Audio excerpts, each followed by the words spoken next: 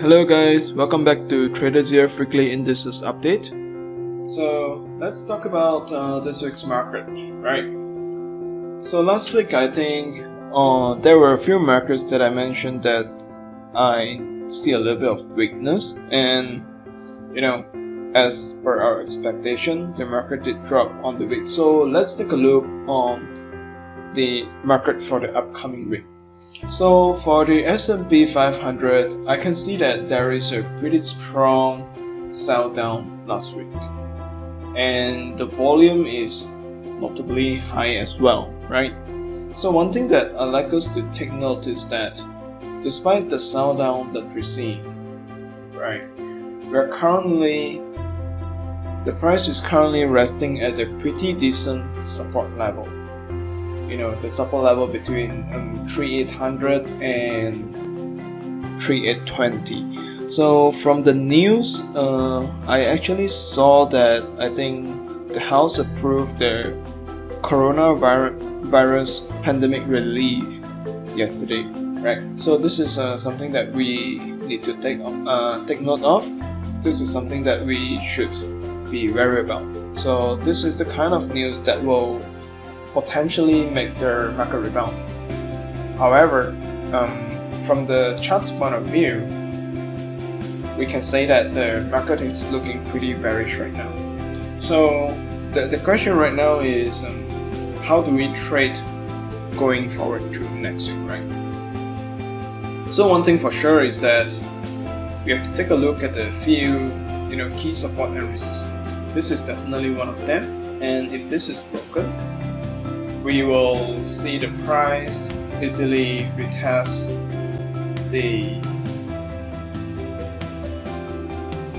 3700 to 3730 areas, right? So these are the two key points that will be a good place to long, or perhaps perhaps this level is better, the 3670 to 3700. Yeah, this level will be a very good level to go for long entry if there is some sideways momentum spot, right? So moving into Monday, there are a few things that I would like to take note on before I make a trade, right? So if the market goes sideways, and then bounces up, I will not hesitate to take a long position. And if the market breaks below this support level, it can easily drop down to 3750 and then 3690 regions, right? So these are the few key areas that we should take a look on the SNP500. So if the market do gap up on Monday, we should take this point as a resistance. So if the price breaks above this point on Monday, then we can look for a potential to long on the SNP500, right? So that's all for the SNP500 updates for this week. For the UK100, last week I mentioned that I'm looking for an opportunity to long around 6500. So that was an opportunity to long here. And when you see like the market resisted around 6,700, you should have taken your profit. So moving forward, going into next week, my analysis is the same. I'll be looking for an opportunity to long around this area. So long as the 6,500 region is not broken, there is still a possibility for this market to be bullish. However, if this area is broken, then I wouldn't be I wouldn't hesitate to sell into this market. So it's pretty simple for the UK 100, right?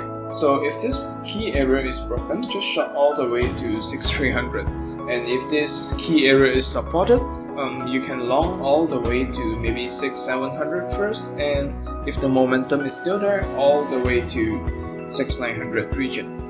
Right, so that's all for the FTSE100. So for the Hang Seng Index, last week we mentioned that there is a potential, weakness in the market, and yep, the 31K region was resisted, and now we're seeing a decent sell down in the market. So as expected, 29200 region is a good support, and honestly right now if you're looking for a long, then it's kind of risky. So try not to catch the falling knife.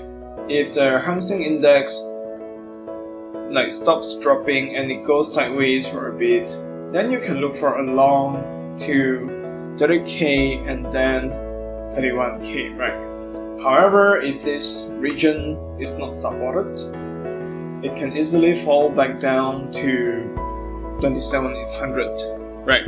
So depending on the sentiment of the market, depending on all the different circumstances, the vaccine, the stimulus and things like that, we should kind of make our plan wisely. So let me pull this up so that we can take a closer look. So if we're going to assume that this is a solid sloping support that we should respect, if you're looking for a long, at the very least, let the price come to maybe this region, this 28800 region, and if it is supported and it goes sideways and things like that, then please do not hesitate to open a long position, right? So that's all for HSI market. Let's talk a little bit about cryptocurrency. Right. So last week I updated on Ripple and Stellar Lumens. So let's take a look at Ripple. So the sloping support for Ripple has been broken. However, what we're seeing here is that after a strong sell down on the 23rd of February, what we're seeing here is that there is a decent support being formed at the 40 cents point, right? So if you have made an entry or you're looking to average, you can try to open a position about 40 to 41 cents, right? And do not open a very big position, just open a small decent position to average. So long as this is not broken, there is still a possibility for the market to go all the way up, right? But if this region is broken, then the next line of support will be around 26 cents, right? So this is the plan for Ripple. And for XLM, I think 41 cents is a decent support. So the other day there was a little bit of sell down, and we're seeing some support being built around here. So this is the nearest resistance and is now the support.